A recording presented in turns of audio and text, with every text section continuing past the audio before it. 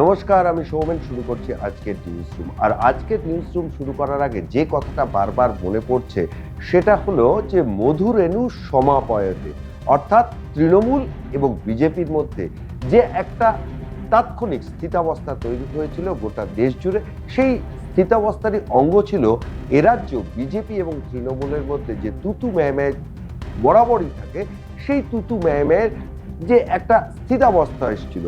অর্থাৎ বলা যেতে পারে পহেলগাম সন্ত্রাসবাদী হামলার পর গোটা দেশ জুড়ে যে জাতীয়তাবাদের হাওয়া উঠেছিল এবং সমস্ত দলগুলো যেভাবে কেন্দ্রের বিজেপি সরকারকে সমর্থন করেছিল, আর আজকে যখন গুজরাটের পর যখন প্রধানমন্ত্রী বঙ্গ সফরে আসবেন, সেই সফরে এসে যেই তিনি রাজ্যের তৃণমূল সরকারের একের পর এক বোমা ফাটালেন, বলা যেতে পারে তৃণমূল সরকারের বিরুদ্ধে 26-এর দিকে তাকিয়ে প্রধানমন্ত্রী আজকে আলিপুর দুয়ার থেকে কার্যত কার্পেট বম্বিং করেছেন। আর এই কার্পেট বম্বিং এর মধ্যে দিয়েই মধু রেণু যে সমাপয়াতে, এটা কিন্তু হয়েই গেল। মমতা বন্দ্যোপাধ্যায় সরকারকে প্রধানমন্ত্রী নির্মমতা বলেছেন। তিনি কি কি অভিযোগ করেছেন?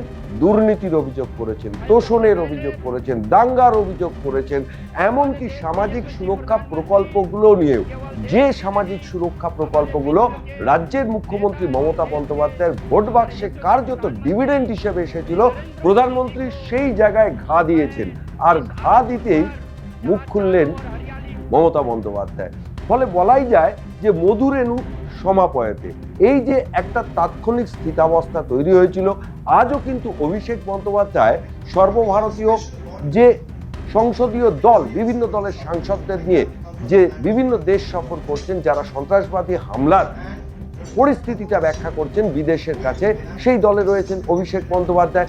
অভিষেক বন্দ্যোপাধ্যায় যখন বিদেশের মাটিতে ভারত সরকারের দৃষ্টিভঙ্গি যখন স্ট্যান্ড পয়েন্ট করছেন, যখন খাড়া করছেন, ঠিক তখনই আজকে আলিপুর দুয়ার থেকে প্রধানমন্ত্রী নরেন্দ্র মোদী 26-এর নির্বাচনে রাজ্যের বিরোধী দলনেতা শুভেন্দু অধিকারী এবং রাজ্য সভাপতি সুকান্ত মজুমদারকে পাশে বসিয়ে যেভাবে মমতা বন্দ্যোপাধ্যায় সরকারকে আক্রমণ করলেন, সেই আক্রমণেই কিন্তু বলা যেতে পারো যে এই যে মধু রেণু কিন্তু শেষ হয়ে গেল। আজকে প্রধানমন্ত্রী ঠিক কি কি অভিযোগ করেছেন রাজ্য সরকারের বিরুদ্ধে, আসুন প্রথমেই দেখে নিই আরো একবার। एक संकट समाज में फैली हिंसा और अराजकता का है। दूसरा संकट माताओं बहनों की असुरक्षा का है, उन पर हो रहे जघन्य अपराधों का है। तीसरा संकट नौजवानों में फैल रही घोर निराशा का है, बेतहासा बेरोजगारी का है। चौथा संकट घनघोर करप्शन का है। यहां की सिस्टम पर लगातार कम होते जनविश्वास का है। और पांचवा संकट गरीबों का हक छीनने वाली सत्ताधारी पार्टी की स्वार्थी राजनीति का है।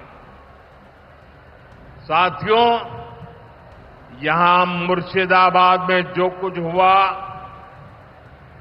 मालदा में जो कुछ हुआ, वो यहां की सरकार की निर्ममता का उदाहरण है। दंगों में गरीब माताओं बहनों की जीवन भर की पूंजी राख कर दी गई।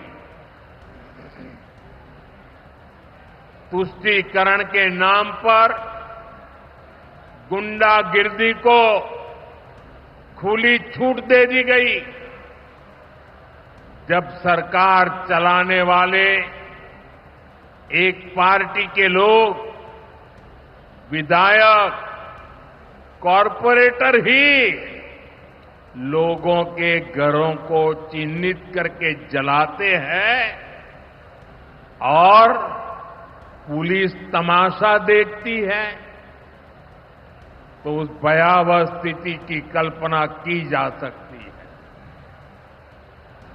मैं बंगाल की भद्र जनता से पूछता हूं, क्या सरकारें ऐसे चलती हैं? দেখলেন বা শুনলেন প্রধানমন্ত্রী কি বলল, কিন্তু পাল্টা কিছুক্ষণের মধ্যেই তড়িঘড়ি নবান্ন থেকে সাংবাদিক সম্মেলনে প্রধানমন্ত্রীকে কার্যত তুলোধনা করলেন মুখ্যমন্ত্রী মমতা বন্দ্যোপাধ্যায়। বললেন টাকা দিতে পারেন না, আবার বড় বড় কথা বলছেন, আগে রাজ্যের বকেয়াটা দিন, তারপরে কথা বলুন, এবং প্রধানমন্ত্রীকে ব্যাপক কেলেঙ্কারি সহ বিভিন্ন দিকে অভিযুক্ত করলেন। বলা যেতে পারে যে সিঁদুর নিয়ে, সিঁদুরের যে কৃতিত্ব বিজেপি একা ভাগ করে নিতে চাইছে গোটা দেশ জুড়ে, সিঁদুরের আবহে কোন কোন রাজ্যে বিধানসভা নির্বাচন রয়েছে সামনে, বিহারে বিধানসভা নির্বাচন রয়েছে, তারপরেই রয়েছে কোথায়, পশ্চিমবঙ্গে বিধানসভা নির্বাচন রয়েছে। এখন বিজেপি এই যে সেনাবাহিনীর কৃতিত্বকে একদম নির্বাচনী ডিভিডেন্ড হিসাবে যখন ব্যবহার করতে চাইছেন, ঠিক তখনই কিন্তু বাদ সাধলেন মমতা বন্দ্যোপাধ্যায়। মমতা বন্দ্যোপাধ্যায় কিন্তু পাল্টা প্রধানমন্ত্রীর বিরুদ্ধে কিন্তু একগুচ্ছ অভিযোগ ডাকলেন। ফলে বলাই যেতে পারে যে সিঁদুরের কৃতিত্ব কিন্তু তৃণমূল কংগ্রেসও কিন্তু এক চুলো জায়গা ছাড়তে রাজি নয়, অন্তত পশ্চিমবঙ্গের মাটিতে। সেই হিসাবে আজকে মুখ্যমন্ত্রী কি বললেন প্রধানমন্ত্রীকে, একদম চোখা চোখা বাক্যবান ব্যবহার করলেন প্রধানমন্ত্রীর বিরুদ্ধে। কি বললেন শুনুন। মুর্শিদাবাদের মালদার ঘটনা তো বিজেপি করেছে, দাঙ্গা লাগানোর ওস্তাদ তো বিজেপি, এবং তার ডকুমেন্টেশন চাইলে উইথ এভিডেন্স আপনাদের কাছে আমি দিয়ে দেবো। বাংলা নির্মম না, বাংলা হচ্ছে মানবিক সরকার, আর মোদী সরকার হচ্ছে একটা ঝুমলা সরকার। এত বছর উনি রাজত্ব করেছেন, দেশকে কি দিয়েছেন? आप कहते हैं कि हमारा इधर में सोशली अनस्टेबल है, हमारा इधर में सोशल सिक्योरिटी जैसा है स्टेबल सारा विश्व में नहीं है। We are proud of that. बेरोजगारी का बात किया, आपका उधर में 40% बेरोजगारी बढ़ा और हमारा इधर में बिलो द पॉवर्टी लाइन 40% कमती हो गया। क्या आपका पास जानकारी नहीं है? Where is the motherland? Army का नाम पे क्यों नहीं करते? जो जिंदगी दिया, कुर्बानी दिया, उसका नाम पे कभी किया? खाली अपना नाम को पब्लिसिटी, हर प्रोग्राम में आप नाम देंगे। जैसे रुपया आप 60% दे, हम 40% दे, तो आपका ही नाम रह जाएगा। वाई? आप इंसान का नाम पे प्रोग्राम करो, जो जिंदगी निभाया देश के लिए, उसको नाम पे प्रोग्राम करो। हमारा कोई इतराज नहीं है। हम लोग तो 5 लाख करके देता है, आप क्यों झूठा बात बोलता है? गार्बेज ऑफ लाइस, इतना झूठा भ्रष्टाचार, सबसे ज्यादा भ्रष्टाचार तो आपका गवर्नमेंट का है। बीजेपी राज को देखो, आज आप एसएससी का टीचर को बात करते हैं, कौन किया है? ये हम लोगों ने किया है ना कोर्ट केस में हुआ है। कोर्ट केस कौन किया है? सीपीएम और बीजेपी किया है। आपका भैपम क्या हुआ? कितना आदमी को डेथ हुआ था मध्य प्रदेश में? बीजेपी का गवर्नमेंट था। क्या हुआ रिजल्ट? त्रिपुरा में 10,000 टीचर को हटा दिया आपका गवर्नमेंट। कहा था इलेक्शन का पहले कि आप उसको वापस देंगे, एक भी नहीं दिया, उपरांत उसको मारा है, पिटाया है। यूपी में 69,000 किया टीचर का नकली। क्या किया आपका गवर्नमेंट? कुछ नहीं किया। हमारा पास तो मानविकता है, हम तो इसको कोशिश करते हैं, कोई ना कोई रास्ता तो हम निकालेंगे। कोर्ट का भी हम आदेश मानेंगे और साथ साथ में हमारा जो पॉलिसी है, स्कीम है, उसका मुताबिक हम करेंगे। आप बोलते हैं कोर्ट में नहीं जाने से कुछ फैसला नहीं होता है और इशारा ही काफी है मोदी जी। कौन क्या करते हैं और क्या कराता है, ये आप प्राइम मिनिस्टर होकर जब ये बात कहते हैं तब तो क्या बोलेगा? আমরা বলি না ঠাকুর ঘরে কে, আমি তো কলা খাইনি। थुप्पा रुस्तम, पर्दा का पीछा में क्या है, इसका रिप्लाई कौन देंगे? आपने खुद कहा कि कोर्ट का मामला पे इसका मतलब क्या होता है?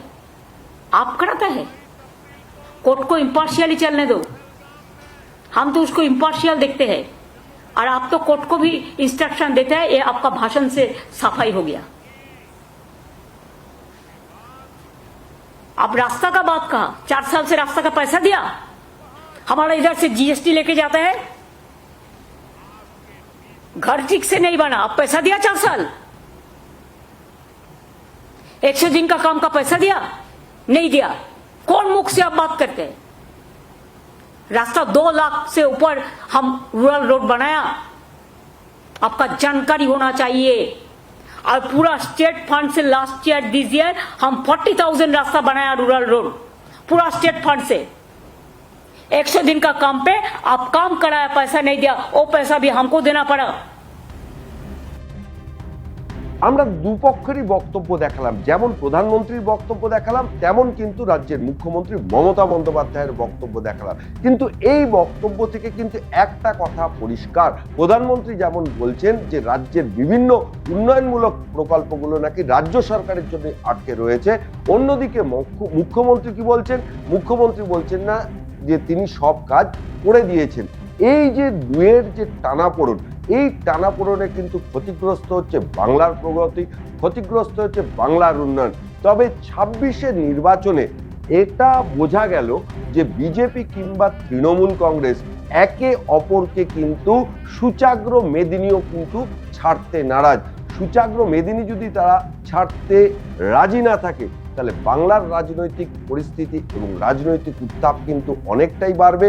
ফলে আগামীতে 26-এর নির্বাচনে বাংলার বলা যেতে পারে বাংলার প্রথম নির্বাচনী সভা করে গেলেন আজকে প্রধানমন্ত্রী অপারেশন সিঁদুরের পর, এবং সেইখান থেকে নবান্ন থেকে কার্যত সেই নির্বাচনী প্রচারের মাঝে একটু হলেও ছেদা করে দিয়েছেন রাজ্যের মুখ্যমন্ত্রী মমতা বন্দ্যোপাধ্যায়। তবে এবার রাজ্যের জনগণ বা বাংলার জনগণই ঠিক করবেন যে কি হবে। তবে এই 26-এর নির্বাচনে বাংলায় যে রাজনীতির উত্তাপ এতটুকু কম হবে না, বা এই ডিপ্রেশনের মধ্যেও যে রাজনীতির উত্তাপ অনেকটাই চড়বে, সে কথা বলাই যায়।